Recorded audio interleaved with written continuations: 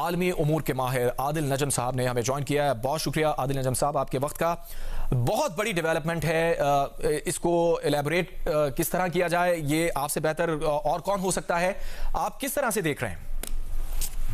अस्सलाम जी, बिल्कुल बहुत बड़ी डेवलपमेंट है, बहुत बड़ी डेवलपमेंट है और पाकिस्तान के लिए भी बड़ी डेवलपमेंट है, लेकिन दुनिया के लिए बड़ी डेवलपमेंट है, क्योंकि जिस मोड़ पे हम इस जंग में खड़े थे उसकी जो तबाही ना सिर्फ रीजन लेकिन दुनिया को हो सकती थी, वो इतनी बड़ी है कि उसको सोचना भी अब मुश्किल हो गया था। और उस लिहाज से इसमें ना सिर्फ ये कि सीज़फायर हो, लेकिन उसमें पाकिस्तान का इस किस्म का एक मुस्बत रोल नजर आए, पाकिस्तान की लीडरशिप नजर आए, ये एक बहुत बड़ी बात है और मेरे ख्याल में तमाम कौम को और इसकी मुबारकबाद देनी चाहिए और हम सबको शुक्राने की दुआ करनी चाहिए कि ये इसी तरह रहे। आदिल साहब, वाइट हाउस के एक सीनियर ऑफिशियल की मुतालिक ज़राए से ये खबर सामने आई है और ये ब्रेकिंग न्यूज़ भी है। अपने नाज़रीन को भी हम ये बताते चलें कि सीनियर वाइट हाउस ऑफिशियल से मुतालिक ज़राए से ये खबर अभी की मीडिया में रिपोर्ट हो रही है कि जब तक स्ट्रेट ऑफ हॉर्मोज को नहीं खोल दिया जाता उस वक्त तक ये जंगबंदी लागू नहीं होगी। ये इसको समझा जाए कि जब ईरान की जानिब से स्ट्रेट ऑफ हॉर्मोज को मुकम्मल तौर पर खोल दिया जाएगा ये जंगबंदी लागू हो जाएगी। आदिल नजम साहब, इसको आप किस तरह से देख रहे हैं?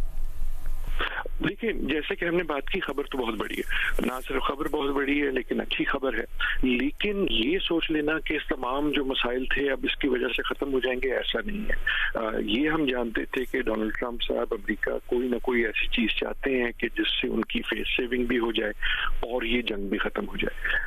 या कम से कम जो कशीदगी है वो कम हो जाए और हॉर्मूज जो है वो खुल जाए। ये भी हम जानते हैं कि ईरान के ऊपर जिस किस्म की तबाही हुई है उसके बाद ईरान का भी इंटरेस्ट यही है, लेकिन एक तीसरा फरीक भी है जो स्पॉइलर हो सकता है और अब तक स्पॉइलर रहा है, वो इजराइल है। कि इस जंग में अभी हमें ये भी देखना है कि क्या डोनाल्ड ट्रंप ने इतना जोर लगाया है नेतन्याहू पे और क्या वो उनको रेजिस्ट कर सकेंगे, क्योंकि नेतन्याहू की आदिल साहब हमारे साथ ही मौजूद रहिए। ईरान की जानिब से ये कहा गया है कि अमेरिका से मुज़ाकरात इस्लामाबाद में 10 अप्रैल को होने जा रहे हैं और अगर ये मुज़ाकरात कामयाब होते हैं तो जंगबंदी में मजीद भी तोसी की जा सकती है। एक और ताज़ा तरीन डेवलपमेंट, ईरान ने यह कहा है कि अमेरिका से मुज़ाकरात इस्लामाबाद में होंगे। 10 अप्रैल को ये मुज़ाकरात होने का बताया गया है और साथ साथ ये भी तफसील बताई गई है कि अगर इन मुज़ाकरात में चीज़ें मजीद बेहतर हो जाती हैं तो जंगबंदी में मजीद भी तोसी होने का इम्कान है। ईरान की जानिब से यह बाकायदा कहा जा रहा है कि अमेरिका से मुज़ाकरात इस्लामाबाद में होंगे। 10 अप्रैल को यह मुज़ाकरात का ऐलान किया गया है और यह भी बताया गया है कि इन मुज़ाकरात में अगर चीज़ें मटीरियलाइज हो जाती हैं तो दोनों फरीक़ैन की जानिब से जंगबंदी में मजीद भी तोसी की जाएगी।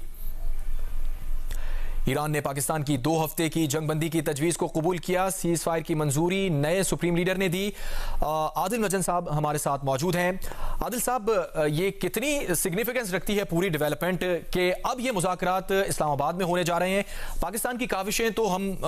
देख चुके हैं कि पाकिस्तान किस तरह से सरतोड़ कोशिशें करता रहा है कि ये कॉन्फ्लिक्ट ख़त्म हो जाए। इस सिलसिले में हमने देखा कि वक्तन फ़वक्तन अपडेट्स आती रही और अब भी जब हम ये बात कर रहे हैं तो पाकिस्तान की सफारतकारी इस वक्त भी हमें होती हुई नजर आ रही है। पाकिस्तान के जो नायब वजीर खारजा हैं इसाक डार,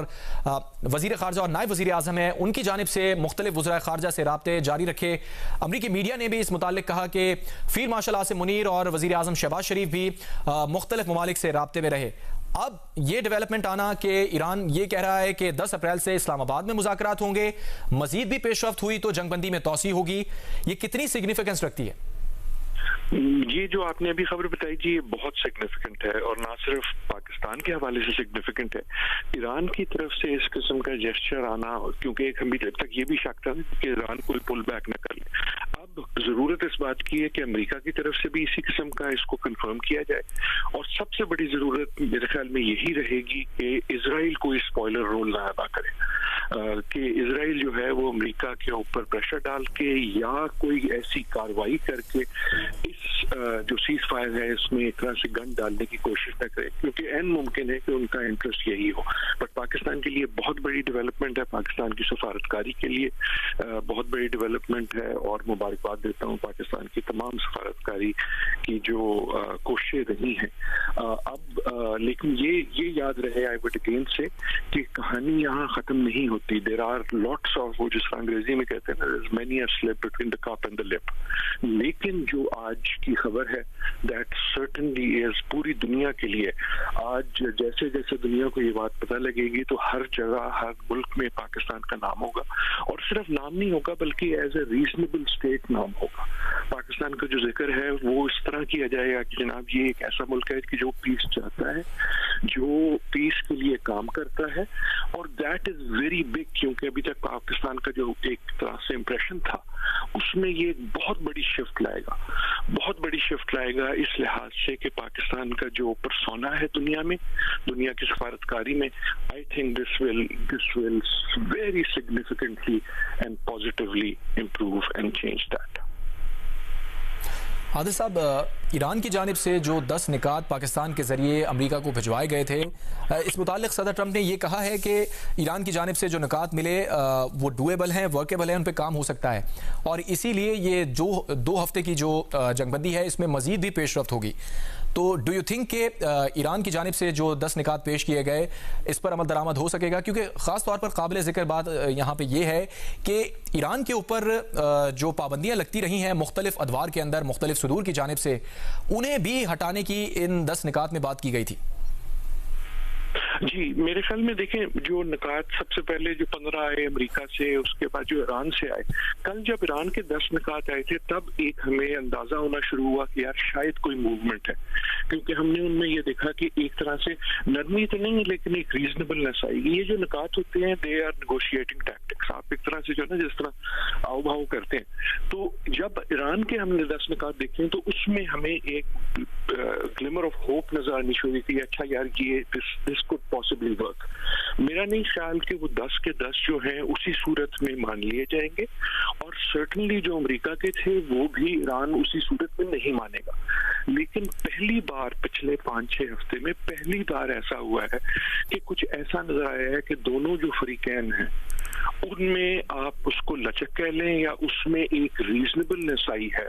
जो, और उसमें जो आपने बात की वो भी अहम है कि मेरे ख्याल में सबसे बड़ी जो ईरान की ख्वाहिश है और होनी भी चाहिए वो ये कि ये जो लॉन्ग टर्म चीज है कि हर 6 महीने बाद जंग हो जाए, तमाम वक्त खतरा रहे, जो उन पे पाबंदियां हैं और जो इक्तिसादी किस्म का दबाव है जिसकी वजह से मुल्क की सियासत और लोगों पे असर पड़ता है, that is what Iran would like to gain from it. Again मैं बार बार कह रहा हूँ, लेकिन अगर आप नजर रखनी है तो सिर्फ ट्रंप और ईरान और तेहरान और वाशिंगटन पे ना रखें, उसको नेतन्याहू पे भी रखें, क्योंकि एक फरीक ऐसा है जिसका इंटरेस्ट अभी भी ये है कि किसी तरह इसको रोक दिया जाए।